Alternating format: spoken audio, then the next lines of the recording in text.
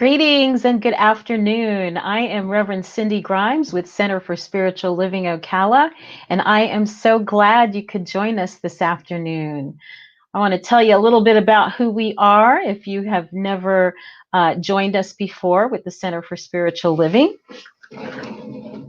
We are located in Central Florida, the Ocala Center for Spiritual Living, and we are just one of many centers for spiritual living that are found all over the United States and Canada and the rest of the world. And every center for spiritual living is its own kind of freestanding entity. We all have our own values, and these are the things that are important for us at Center for Spiritual Living Ocala. We value spiritual growth and practice. That means we share tools and practices and principles to make your life better. And we practice those things, and we do value that, and we value love. That's what we're here to share. That's what we're here to be.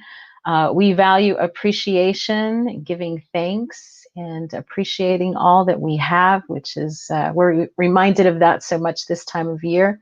We value community. We have an awesome, diverse community that is loving and inclusive. And though we are not meeting in person, we're still very much a community.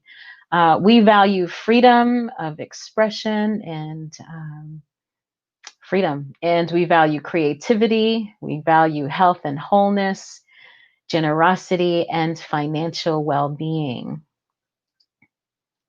Our mission at Center for Spiritual Living Ocala is to provide the spiritual tools for personal and global transformation. And those are tools that are used in many different religious traditions or spiritual traditions. Among those are prayer and meditation and mindfulness.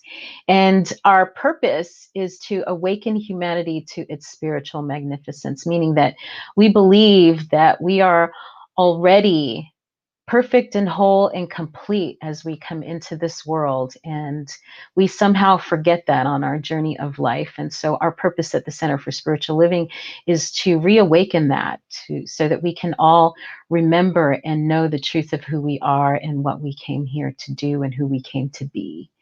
And our vision at the Center for Spiritual Living Ocala is a world that works for everyone. And again, these are the mission, purpose, and vision of the entire organization. We have adapted that as ours. And so today we're going to be having a conversation. I will be having a conversation with Donna Davis, who is a practitioner at the Center for Spiritual Living, and a friend and just a beautiful, wonderful person. And we're going to be talking about being compassionate conduits. And I want to tell you a little bit about Donna. Donna is a nurse, and she is a minister in another denomination. She is one of those people, if you don't know Donna, you'll know when she comes on that she's got this big, beautiful Jamaican smile and this big, bubbly personality.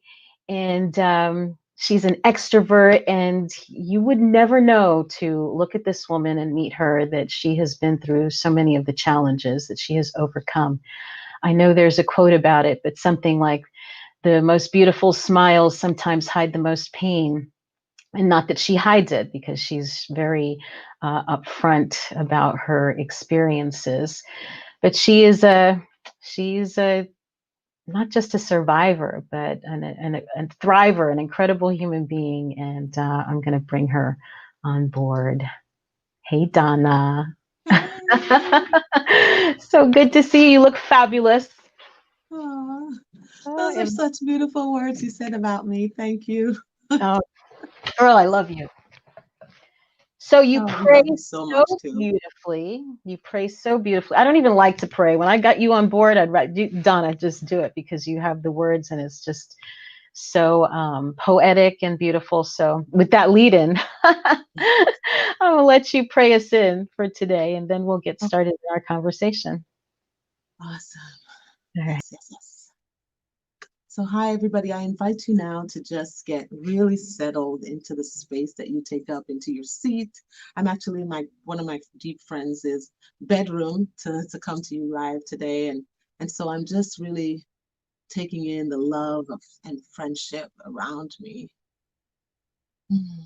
and just recognizing the allness, the wonderful energy I love to call God. This amazing energy exists in and around and through all things. It is everything, it's the nothing, it's the space in between, it's everything present. And I'm just so glad to be a part of it. I'm so glad to be in this space right now, speaking to the God expression that is me, and taking that God expression outward and into the world, and speaking to the God expression that is you. And so I know that today's conversation is fantastic, that hearts are open wide, and that people are remembering who they are. It's with joy and gratitude that I release this into the law, knowing that it's always and always working for the highest and best of each and every one of us. And so it is. So it is. And so it is. I don't know if you can hear the music behind me. Yes, Can we you hear can. it? It's so exciting, isn't it? I just, I appreciate you coming on board, when you could be out there partying with everybody else and have a conversation with us. Since we started this conversation last week and we had some tech difficulties, so I don't know how much people heard last week, what they didn't. I didn't even want to look at it. It was so bad. I told Richard, just delete, just get rid of that thing so nobody sees it. But anyway. So we wanted to talk today about this idea of being compassionate conduits. That's the topic from Absolutely. Absolutely. CSL. I'm just going to bring my mic a little closer so that you guys can hear me over the music. Yeah, that's good. Yeah. Yes, perfect. So yeah, the idea of compassion, and that's the idea that we can feel what other people are feeling. That's what compassion is, to feel somebody else's pain and be moved to want to make it better. Exactly. And yeah, it's a beautiful thing. And I know as I was sharing that you've been through a lot of changes in your life, a lot of things that were very dramatic and very painful, and came through on the other side. And just want to, if you want to share some of your story, and we'll just go with the music. It's just going to have to be the backdrop. I think it's getting louder and louder. It is getting louder. They just started playing, and I had told them I was going to be on with you today, so they don't want me to leave, and I want to hear the both, so that's why I'm trying to. I know I'm just going to close the door, and hopefully that would help. So. Yeah. Yeah. So you were saying, we were talking about being compassionate conduits, and just how we are connecting to what's inside of us, and for me, it's that I've been through it. And when you've been through it, it's so easy to stand for somebody else, because guess what? You've already been through it. You know the path to get out of it, so you can Right. then help guide somebody and show them how to move away from that. It's not easy to do, and it's a constant. It never goes away. A lot of people think that maybe eventually the pain's going to stop, but it doesn't. You just learn what the salve is for that pain. Right. And for me, as I dive into it and I start asking myself, is this real? It's a lot of times that's my question. Is this real? Am I really in danger in this moment? And if the answer is no, and it's just part of my past, then I say, okay, I'm safe. And I talk myself back off the ledge, or I call somebody like you, Cindy, or Norma, or my daughter, or any one of our wonderful friends, and they just remind me. Yeah, absolutely. So maybe, for those who weren't with us last week, or again, the signal was so messed up, if you give people just a little bit of your, some of those dramatic, well, you know what, let's not do that. First, I want to talk about this idea of adverse childhood experiences, and then see kind of where your story fits in with that, right? Okay. So I've talked about this from the pulpit before, but some people may not have heard this term before. And the acronym is ACEs, ACES. And what ACEs stands for is Adverse Childhood Experiences. And I'm going to put the list up on so people can see it. So this is something, this came out of work over 20 years ago, about 20 years ago out of Kaiser Permanente and the Centers for Disease Control. And it started with the work of a physician who was working for Kaiser. Let me take this off for a second here. He was working for Kaiser at the time and in an obesity clinic where people who were coming in were at least 100 pounds overweight. And as they were doing psychosocials, it was one person after another had these stories of horrible childhood experiences. And so he came up with this scale where people would get a point for each one of these things that they may have experienced. So if they were physically abused, it was a point. If they were sexually abused, it's a point. If there was emotional abuse, if there was physical neglect or emotional neglect, if you were ever worried of, be home and there would be nobody there, or that there would not be food. If you worried about whether you would get your medicine, if there was household dysfunction, things like mental illness, an incarcerated relative, your mother being treated violently, that's being exposed to domestic violence, if someone was experiencing substance abuse, or if your parents divorced. Now, every one of these things is a point. Doesn't matter if you got your butt beat every day of your life or you just got a few good ones you remember, it's still just 1 point. So the most that you can get on this ACE score is a 10. And if you have an ACE score of 10, that's pretty significant. So let's see, I'm going to show you a few of the what the effects are of this. So this shows the impact of those adverse childhood experiences on our behavior. So you can see as the number of experiences goes up of those ACEs, that you're more likely to suffer obesity, depression, anxiety, mental illness, smoking, alcohol, and drug abuse. And the odds go up like, exponentially, as you can see. Yes. Right? And that's not really surprising when you think about it. No, I remember when you first introduced it and I felt like my heart broke open. I was like, oh my God, you know? And at first I thought I had an 8. And then I thought, well, is it an 8.5 if your family member went to jail for like a night because of you? Because that was very traumatic for me, the fact that, that Yeah. happened. So, Yeah. So And then we have, so let's see what the health ramifications are for having ACEs.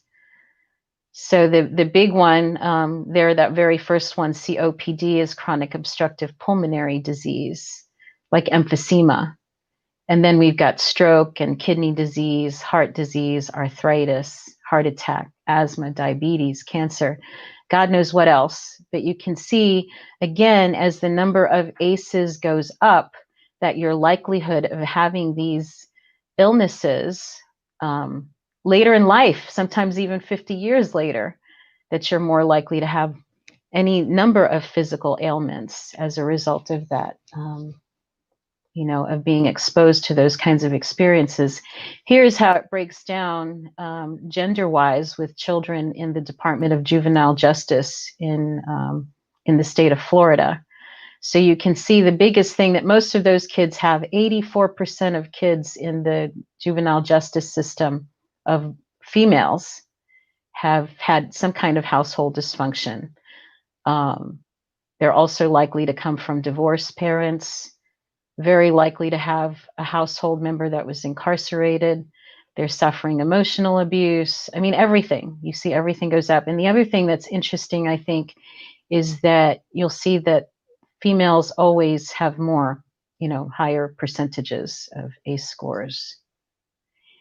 And then, yeah, go ahead, Donna. Mm-hmm. Well, I was just thinking because predominantly the females are the ones that usually have the sexual abuse, the physical abuse, the emotion, all that sort of thing. It's usually the women that go through that a lot. Not to say that men do not, but I just found in my travels that a higher incidence of women being abused. Across the board. And I don't have a chart, but I know also that children with disabilities are also much more likely to suffer abuse. And the elderly too. Yeah. And so this is the incidence of ACEs among kids that are in the juvenile justice system, right? Florida juvenile offenders is the red number. And then the Kaiser, which is, we'll say the control group, just your average folks. You'll see how the incidence of ACEs goes down, with the population versus it going up with kids in the Department of Juvenile Justice. So we see that, the behaviors are, coping mechanisms or ways that are not working, that are getting kids in trouble. And then they end up, these are the very same kinds of kids that end up going into the system as adults and end up in prison and so on and so forth. So I think that's one of the things that's so compelling about your story, that you had so many traumas and dramas and things that you went through that you could have very easily ended up either juvenile delinquent, in prison, abusing substances, God knows, right? Any number of things. Well, there was a lot. Yeah. Yeah. So anyway, for those that that were not with us last week or missed that, if you want to give people a little encapsulation of how you came here and whatnot. Well, just a quick summary of the different things that kind of occurred in my journey as a human being so far. I mean, I was born and raised in Jamaica, where we didn't talk about the abuse. It was just kind of swept under the rug. And I remember my very first experience with sexual abuse was with a neighbor. I was about 6, and he was molesting like all the children. And I told my grandfather, and he went after him with a machete. And then later on, when I turned 14, my grandfather, the man who raised me and was my superhero, decided to take it upon himself to approach me for sex. And so he would try to corner me in the house. And I told my grandmother was like, listen, he did this to your mother. And that's why she never graduated high school, is because he told her when she was 16, either you give me what I want or I don't pay your way anymore. And he kicked her out of the house and refused to have her come back and live there. And every time she came to visit, he was just the meanest to her. And I didn't know why. I just assumed that he just didn't like her for whatever reason. But then I found out. He's long gone, left the planet, and I've done a lot of soul searching about myself and how I felt. And that moment, I remember the moment because I was asked to come and speak to him. And so I came and just something sank in my stomach that day, and I don't even know why. And so, I was afraid that he was going to catch me one day. And so when my grandmother just said, always stay with me. And I contacted my dad here in the United States and I said, listen, if you don't send for me, I'm going to die because I'm not going to have a child for my grandfather. And so I told him I was going to harm myself. I was going to kill myself if he didn't get me somehow. So my father, in good father, he did everything he could and ended up purchasing paperwork for me and sneaking me into the country. And I came to America so that I could escape that because I didn't have anywhere else to go. And he brought me here. And I was here not 3 months with him. He had never raised me. He didn't know very much about me. He didn't know my character or nothing like that. And not 3 months was I with him that he had this guy living with him that went to his church because my father was a bishop. And this guy had taken a liking to me, I guess, and decided that he was going to have his way with me. And so I remember it very clearly. We were in the laundry room and there was a hot iron, where you iron the clothes. And I took the iron and whacked him with it, and he said that he was going to tell my dad that I came onto him because, of course, my father knew him more than he knew me. And of course, that's what he told my father. And he would try to sneak into my room at night and I would shove. And so I came all this way, ran all this way to lose my virginity in the most violent way possible. And I couldn't even tell anybody because he said, I'm going to, he won't believe you. And I went to school and I was just so uptight. And I remember starting to feel like, and I was a good Christian girl. I did everything by the books because that's all I knew, really. I didn't have any other exposure but just to the church. And I said, God hates me, I think. I don't know why, but God hates me. And so at school, my guidance counselor, they noticed something was wrong and they called me to the office to talk to me. And that day, I told my guidance counselor what happened, just in tears. And she told me that she wouldn't say anything, but she did Mm. because, of course, they have to report, right? Um, and of course, every night I'm sleeping with the dresser up against my bed, up against my door. And so the next day, they call me to the office, and there's my dad. And he was the most wonderful, understanding person in the entire world. And when I went back home that day, I opened the door, and he just started raining down on me with his belt. How dare you, disgrace us like this? And I mean, he beat me. I fell to the ground, and he kicked me and he hit me, and I thought, I'm gonna die, Mm. and God hates me. That was always my little thing. I think God hates me. I might not have done this Christian thing very well. Maybe somewhere along there I messed up something. You know, I Yeah. got baptized when I was 12. I had been in every Sunday service. I was doing it. And I said, yeah, something's wrong. And so the next day he said, I'm going to send you home to Jamaica to your grandfather. Let him impregnate you. I don't care anymore. And so I told him, I said, but I have to go to school tomorrow, is what I told him. I have a physics exam. And I was in honors classes and whatnot. And he said, okay, fine. Do your physics exam. And when you come home, I'm sending you on a plane home. And so I went to school and I laid on my desk in math class and had my head down. And I had fallen asleep because I didn't sleep that night before. And there was a kid behind me and he poked me and was like, hey, wake up. And I woke up just a swinging. And they sent me to the office. I was like, what is going on? And I mean, they could tell something was wrong. I had a long sleeve shirt on. I mean, this is South Florida in the middle of summer. I had a long sleeve shirt on, long, skirt on, and turtleneck up to here, you know. And guidance counselor was like, your father, did something happen with your dad? Because I told her, if you tell him, he's going to beat me. And she didn't believe me, I guess, because he was like so understanding. And she said, what happened with your dad? And I said, nothing, nothing happened. Nothing happened. Because he said, if you tell, I'm going to kill you, is what he said. And I said, okay, I won't tell. And then the guidance counselor said, well, I need the nurse to check you out because you look feverish. And I'm sweating because I'm trying to cover up. And so the nurse comes in. She's got this little thermometer. She's trying to stick it in underneath my clothes. She's like, well, you need to lift your shirt up so I can put it. I said, no, no, no, I'll just put it in my mouth. And she's like, you can't because of sanitation, da, da, da. And eventually she talks me into it. And I said, well, you give me the thermometer and I'll put it under my armpit. And she was like, is there a reason you don't want us to lift up your shirt? And I said, no, no, it's okay.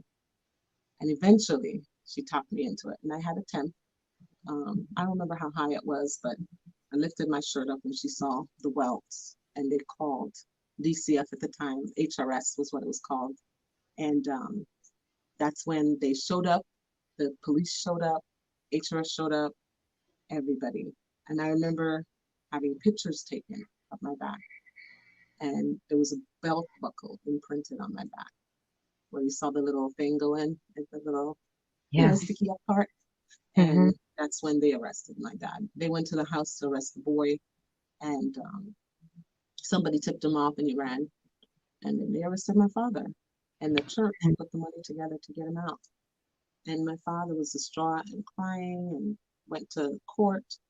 And I was in a shelter, bumped around in shelters, and they said, well, we can't, because you're 17, you're almost 17, you will age out of the foster care system very soon. So we're going to put you in independent living is what it's called.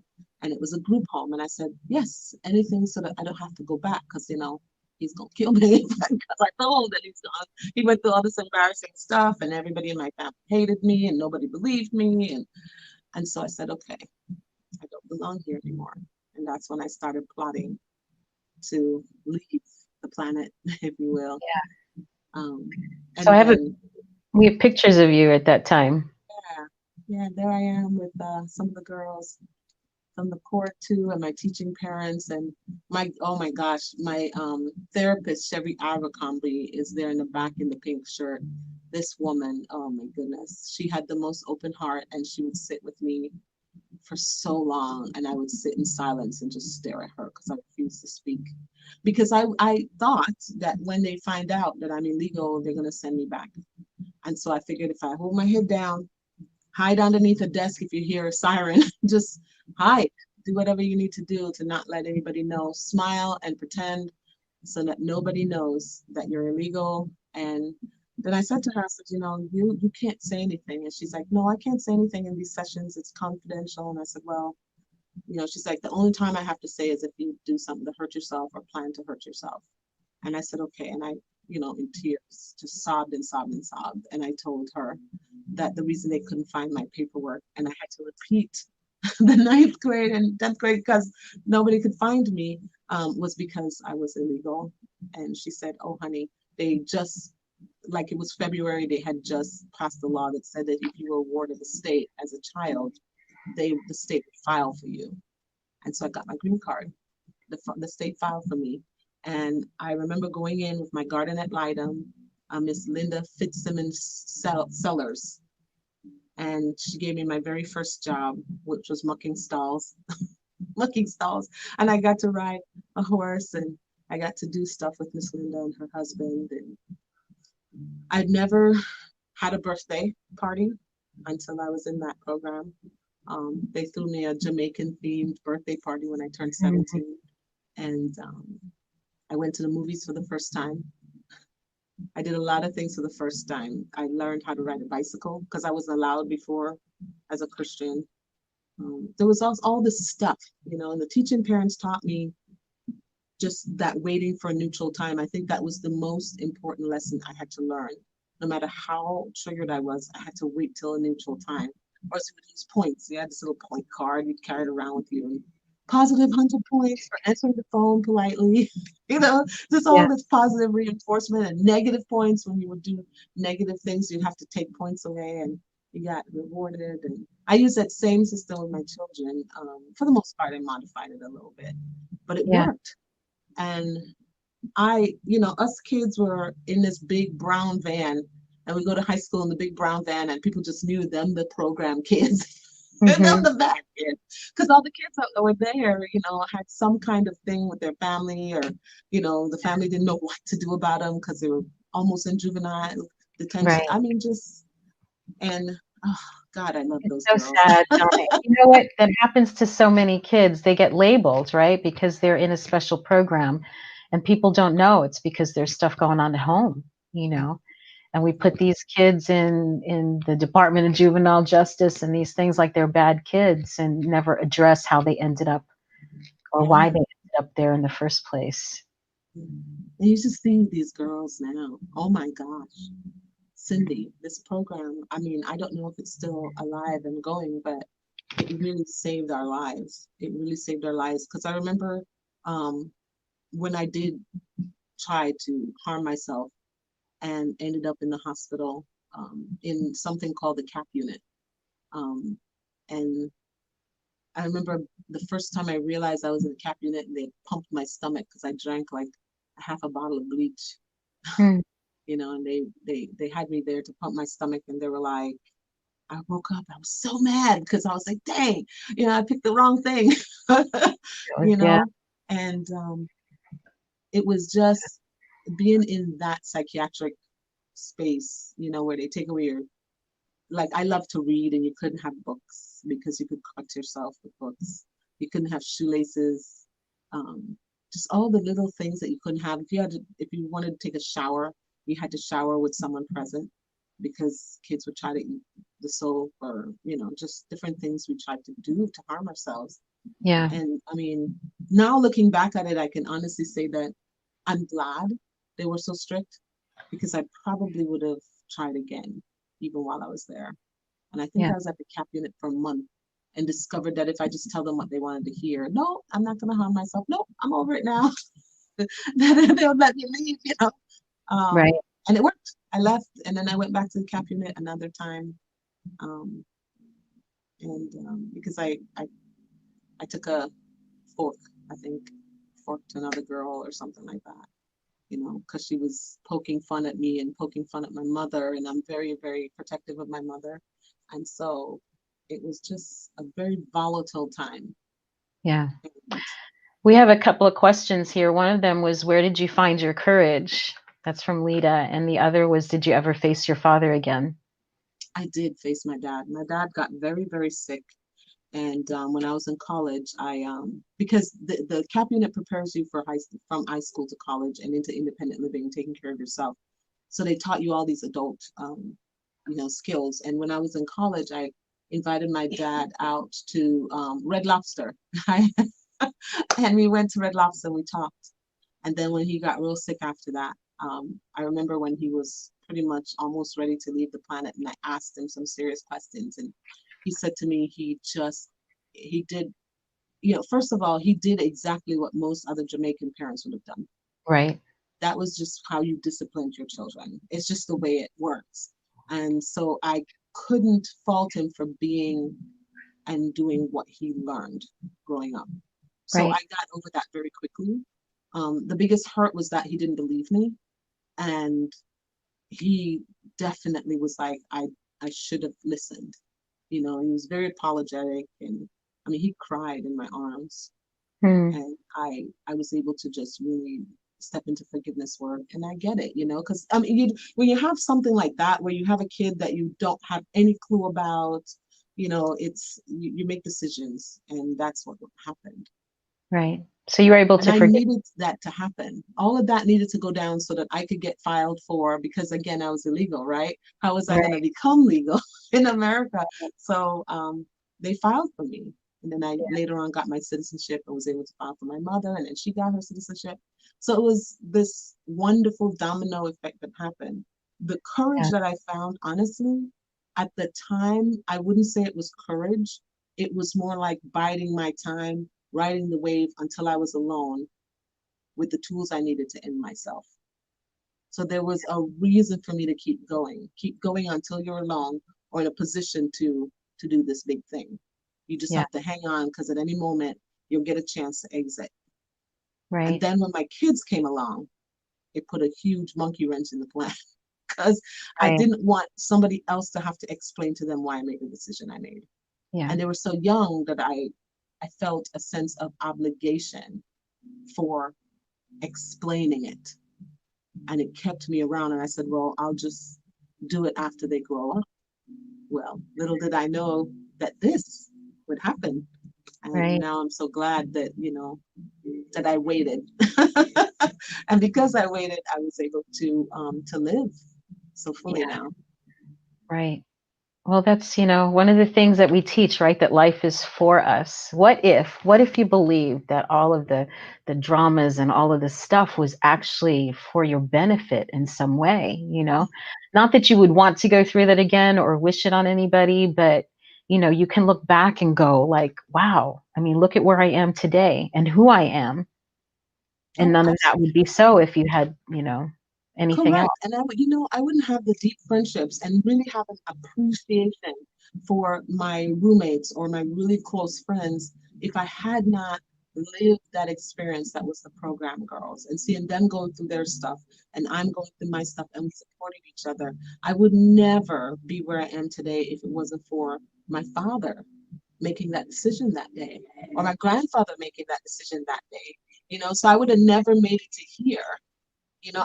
I'd still be in Jamaica figuring out life, I think, and being where I was stuck. So it was definitely the best thing that could have happened to me at the time. You do say the connecting the dots backwards. At the time, you can't see. I Right. talked today in the treatment that I was doing at 12:30. You just can't see through the fog. You know, um, when you're in it, you feel like you're surrounded by it, but you have to just know that it's just the fog. That fog lifts. Hmm. Eventually, it's gonna lift. You don't stay in the fog forever, and Yeah. you just have to hold on. Oh my Some God! people do, some people do though. That's the thing, that there are people who, I think life's obstacles can make you, as MK Mueller says, bitter or better. or better, yes. And, and so we make a choice to use those things and make better of it. Hmm. Like you said at the beginning, it's, not that you get on a spiritual path and all of a sudden life is wonderful and you never have to go through dramas again. That's not real. That's not how it works. There's always stuff. There's always going to be the things that you go through. We just have better tools for dealing with it and not sit in the muck for as long. And I mean, I have different tools. Like, one of the tools for me to be able to not be afraid of my physical form was always afraid that I mean, I had multiple situations where I was taken advantage of sexually. The third time it happened to me, the first time was with that boy. The second time was with the policeman that was supposed to be watching me when I got to college. Mm, He showed up one day out of uniform to check on me, and decided to try to take advantage of me. And then the third time was by three boys, in a hotel room, dragged me in there and, did stuff to me. And I thought, what the hell is wrong with me? Why me? Why is it always me? And so I did this thing where I tried to be smaller and smaller and smaller. I didn't really make a whole lot of eye contact. And then the taller I became, at 5'9", I'm like, oh my God, people can see me, people can see me. And I was so thin. When I tell you skinny, my whole family just thought that I would never gain weight. And I just wanted to disappear. So I would be smaller and smaller and smaller, but you could still see me. And it was, oh yeah, there I am. So I stepped into modeling and I thought, okay, people were like, you're the size, you should do it, da da da. So I did. And then when I was in college, I did modern dance. And a friend of mine said to me, hey, all it is performance, because I loved when I was on stage, nobody could touch you. You could be whoever you wanted to be, and nobody would be the wiser. And so I got into dancing. She said, you can make a lot of money. My dad was real sick and I had to take care of my sister was brought here as well. And my mom in Jamaica, I'm responsible for her, and my little sister in Jamaica. Because that's how it works, right? I'm the first one, which right. means it's my responsibility to take care of everybody else. And that's just the unspoken rule. And I don't know why I took on that responsibility at such a young age, but I did. It's my job to take care of mom and sisters and brothers and everybody. And I still have that, but You're the I oldest, come from right? it in a different way. Yeah, you're the oldest child. Yes, I oldest know child that's syndrome, how right? it is, girl. I bet you there's a few of us on this call that know that life. Yes. Yes, yes. So my friend said to me, she goes, hey, you can make a lot of money and nobody can touch you if you became a dancer. And I thought, it's like being on stage. So I'm a theater minor, major in psychology and minor in theater. And I said, sure, why not? We had just did a play where I had to wear like a bodysuit and pretend to be naked on stage. So I thought, well, why not? So, and being a model, you're in a swimsuit and whatnot. So I decided to try it out. And I did. And I discovered something wonderful. And it's called bouncers. I felt protected for the very first time in my life. Like my physical form was protected when I was on stage. You can look at me because there was something about me that made me a target. You can look at me, but guess what? I have these three big guys right here to protect me.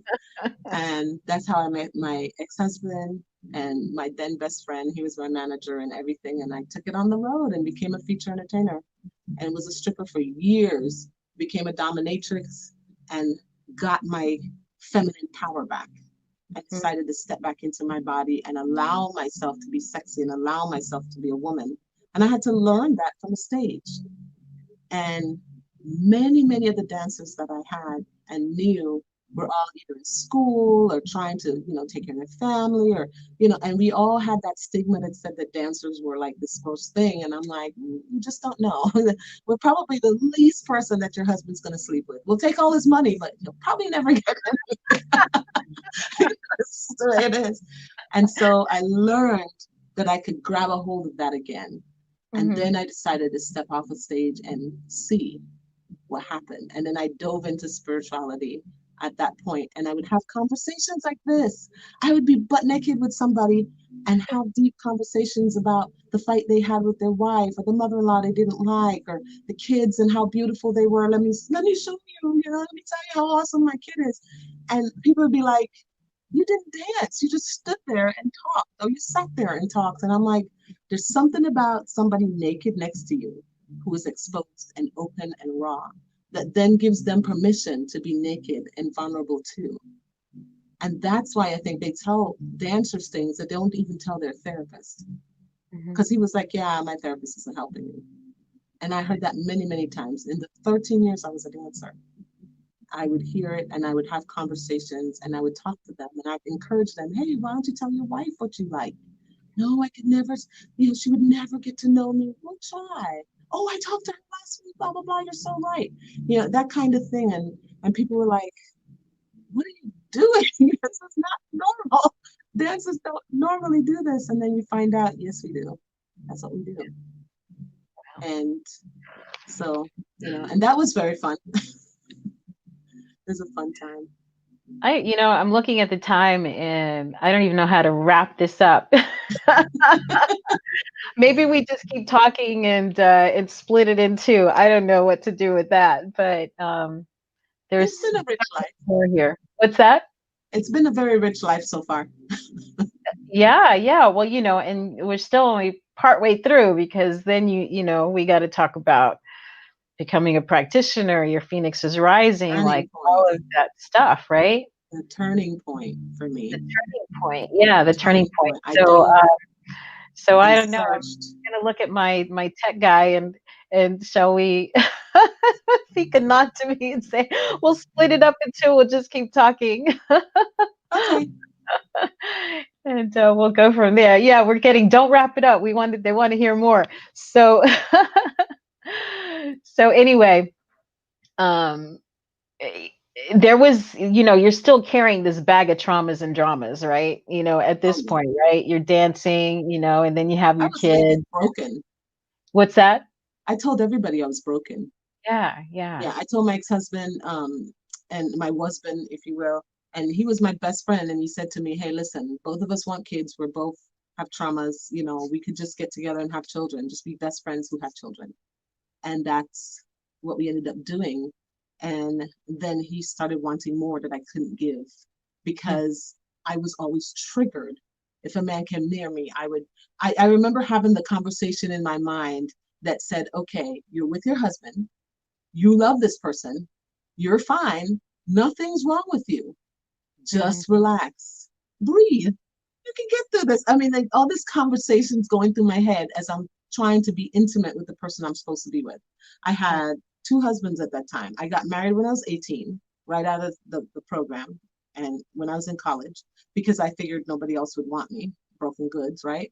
And then when we got a divorce, I got with Bob, and then we got married so that I could have the children's same last name, because them being half and half, they didn't look like me. And they kept asking me, those are your kids? I'm like, yes, it's my kids. So I got married so that I could have his name.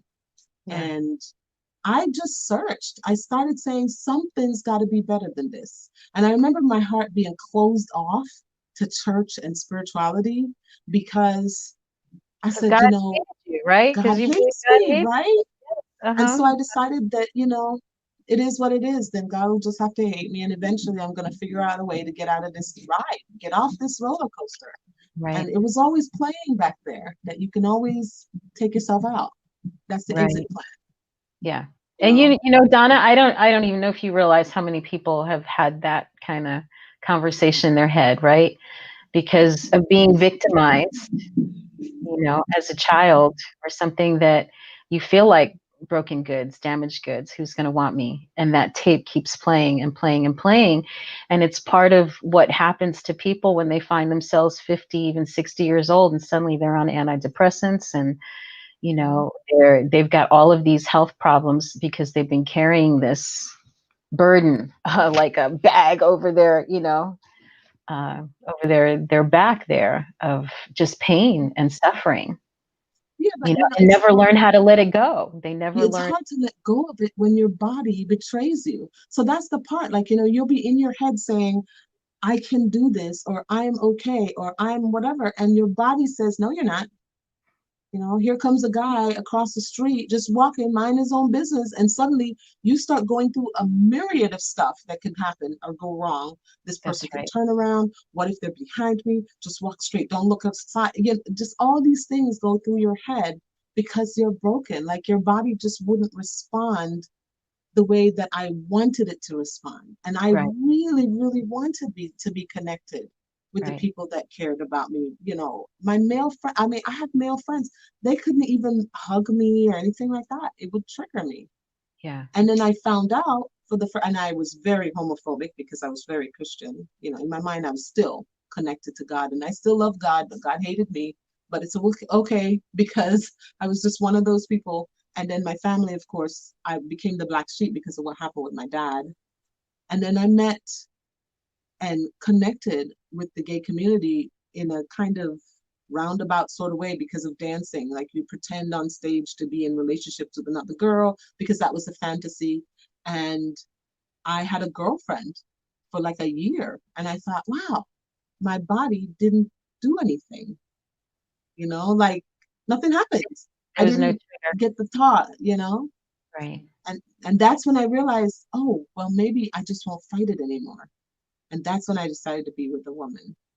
And I've had a lot of people ask me, well, were you born gay or was this something, a decision that you made? And I thought it was a decision for me because the noise was silenced. I didn't have that noise. My body was not going through fight or flight, going, oh God, get out of there, get out of there, you know? Yeah. I don't And know if so, that's for people that have not experienced trauma to understand that what the trauma does is it puts you physiologically right back in the original hurt, right? mhm, yeah, Right? Like it could have been 20 years ago, could have been 30 years ago, 40 years ago, that whatever the thing was happened. But yeah. when you get triggered in that moment, you're right back. You're right back there. You're I right mean, it back. would happen in the middle of something. I'd be like, oh God, let go, let me go. And I'd have to run away and go in a corner. I mean, many, many times I would Yeah. sit in a corner and just sob and sob and sob. And there was nothing that could be done about it. And I just felt like when I met Norma, I was on like 7 pills a day because of my fibromyalgia pain, which was as a result of the depression, anxiety, which I was diagnosed with. And then I was on other pain medications, antidepressants, plus an anti-anxiety medication, plus sleep aid for night because night was a very challenging time for me. Um, it was just ridiculous. And all of it, I thought, golly, man, forever and ever, I'm gonna be on these meds forever. And it was just, you've missed one day and you go through this roller coaster of withdrawals, and it was Mhm. just awful. And then finally I was like, you know what? Enough, enough. I just have to feel normal. And that's when I started searching. I started deciding that I was going to have a talk with God. We were going to have a sit down and we were going to talk, and I'm going to find out why he hates me so much.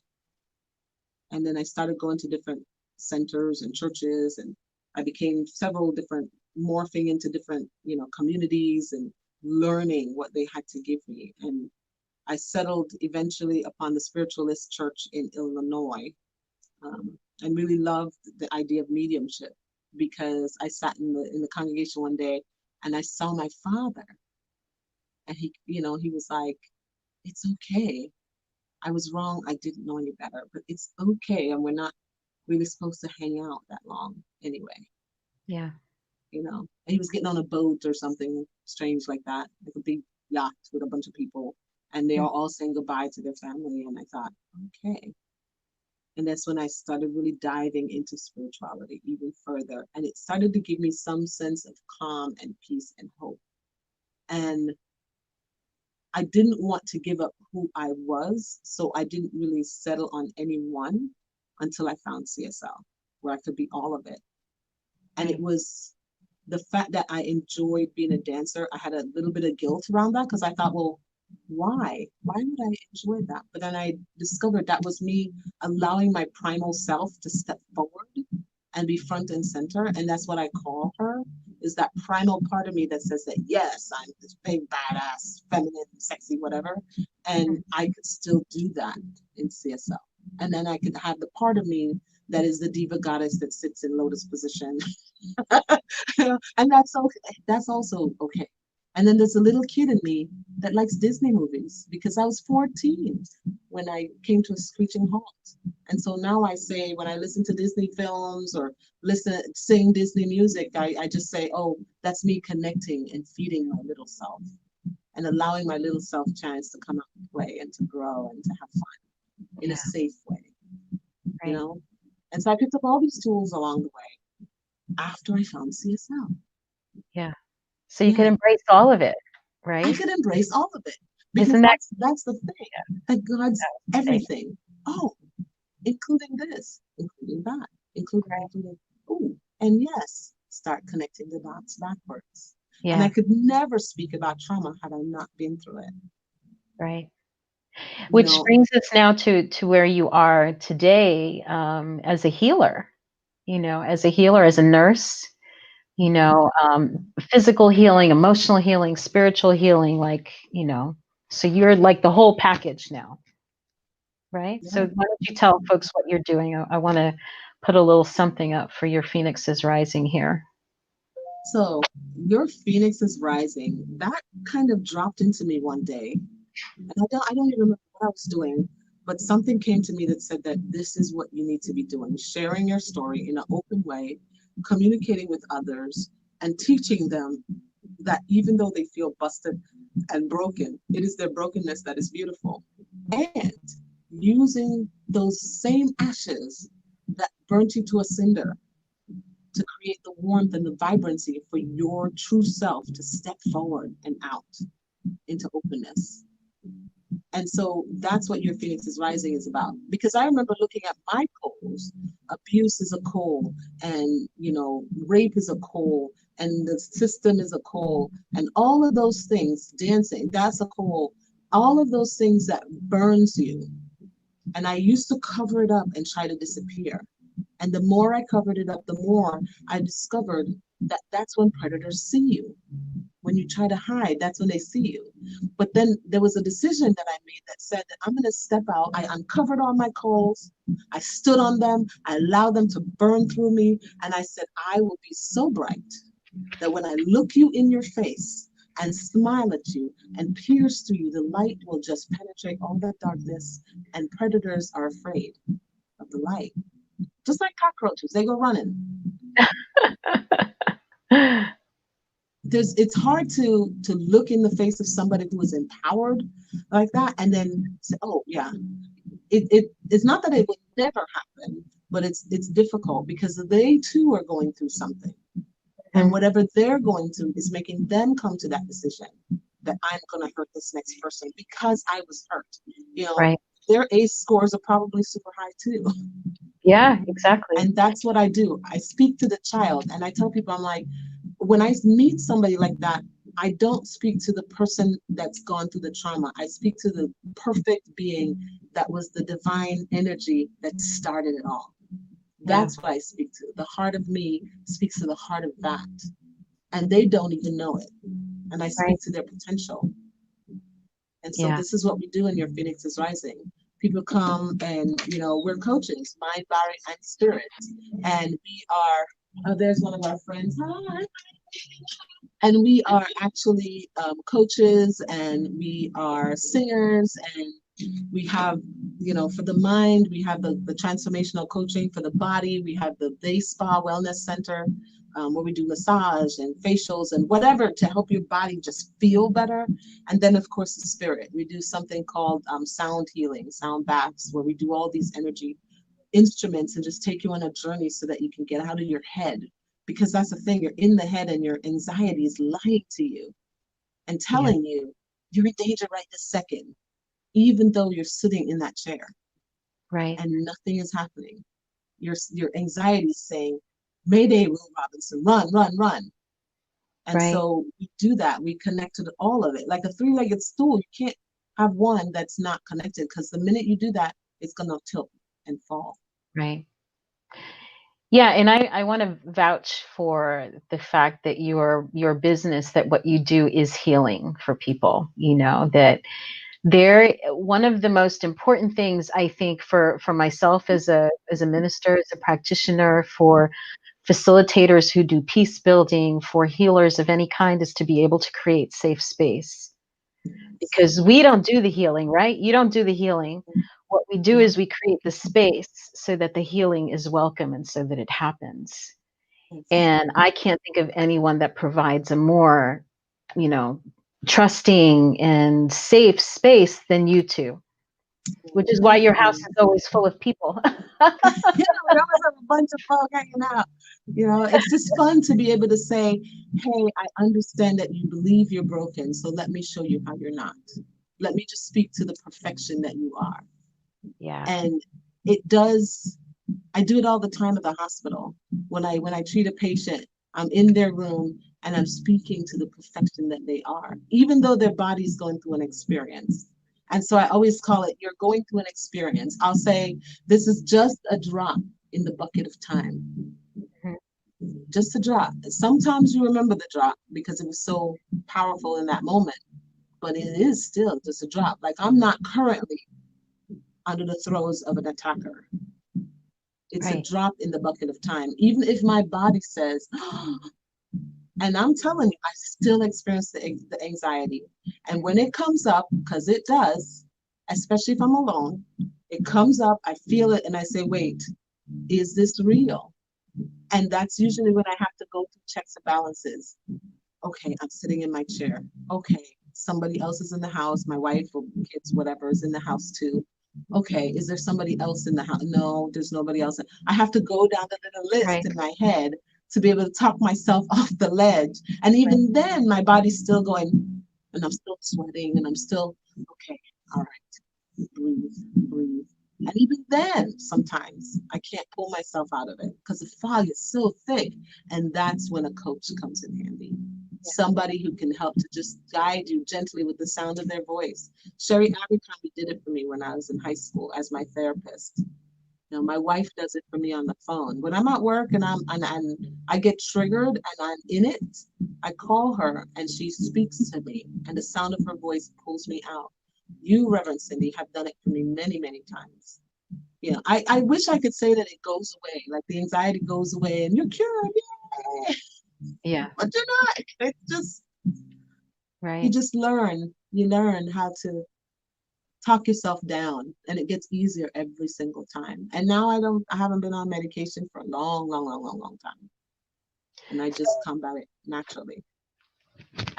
I love that. And I thank you for sharing your story. And I just want to know, what would you say to somebody who's in the thick of it right now, going through stuff? I would say hang in there. It's just a drop. Just hang in there, Yeah. because eventually it does pass. Mhm. Eventually you get in a safe spot. If you're not safe right now, there are so many programs out there available. Complete strangers reached out a hand and pulled me out of the crazy. Guardian ad litem, social workers. A lot of people think of DCF and they think of these horrible people that take their kids away from them. That is not the case. It is open-hearted people wondering how they can save and protect the vulnerable, you know. And sometimes you're the one that is able to do that for a kid. We were able to do that for a few of the kids that came into our lives. It's just hang in there. It doesn't stay the same forever. Yeah. Yeah. And while you're going through it and those ashes are burning you, honey, just keep in mind that you are just going to be that bigger of a phoenix. You got Every that right. single one of those coals is going to make another tail feather, honey. And Hmm. once you arise out of that, wow, Wow. wow.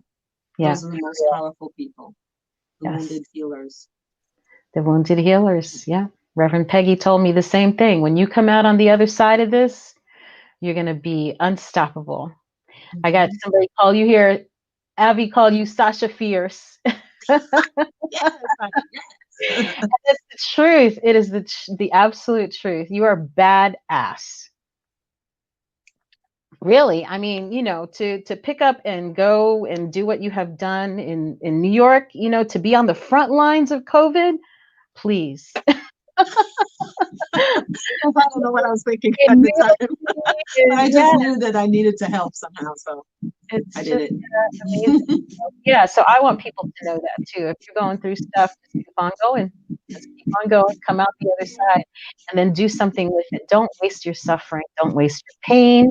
Use it for something better. And that's what we're here to do. I thank you, my love. You're just so fabulous. I think we'll both stay on while we do. No, I guess I have to take you off while we do our offering. And I want to mention to people to join us afterward. Are you available? I know you're. Sounds like you got lots of fun that you're missing out on there. Can you join us for a little bit if people want to chat with you Yes, for the yes, I'll Zoom? join. Okay, Yes. that would be awesome. Let me see if there's anything else here. Yeah, lots of nice comments. You'll have to read them, Donna. So inspiring. So thank you so much. I love you, and I'm just so grateful to have you as a friend. You're so welcome. And Eventually, I'm going to write a book. It's coming. Norma you are keeps you need to. telling me that I need to do it. You need to write a book. By the time you write yours, hopefully mine will be published, and I can show you how to. Yeah. But actually, it kind of dropped into me, Facebook. that I needed to do it in a different way because I used to write a lot of poetry when I was in high school to help me deal with Yeah, the way I was feeling. And I think that's what I'm going to do. I'm going to take poems and then write the experience next to the poems, and so that people can kind of get it. Because sometimes I think art explains yeah. it so much better. Poetry, music, yes, Yeah. yes. Music, right? Music, yes. All right, girl. So we'll do our offering and then we'll sign off. Oh, somebody's saying the Zoom link doesn't work. I don't know. I'm looking at it. It looks like what it's supposed to be. So anyway, look in the chat on Facebook, and that's where the Zoom link is. And if you have trouble with it, I'm not sure what to tell you. I guess message me or something, but I'll be on Zoom shortly. All right, Donna, thank you again, and we'll chat in Zoom. Okay. All right, love you. Wow. Wow, wow. All right. It is time for us to share our gifts and tithes. This is an amazing teaching, to hear a story like Donna's and, my story and countless other people who were really in some deep, dark pain, in their lives that came to the Center for Spiritual Living and found practices and, as we said, tools and principles to help them turn the mess around, use it for fertilizer. So it's time for us to share our gifts and tithes. And let me put the banner across so you can see how to do that. There are multiple ways that you can give to the Center for Spiritual Living because we want to keep doing this work and to be able to help people change their lives and to heal and, to be able to be a healing force in their lives, for the people that they love. And so if you want to give to the center, you can text us 352-320-5110. And what you do is put in the amount of money that you want to send. Or you can donate at PayPal at cslocala.org/donate. And this is our affirmation. It is the nature of life to give of itself. As it is the tree's nature to bear fruit and the flower's nature to bloom, it is my nature to share the gifts of my time, talent, and treasure. I participate in the divine flow of life, giving generously and receiving abundantly.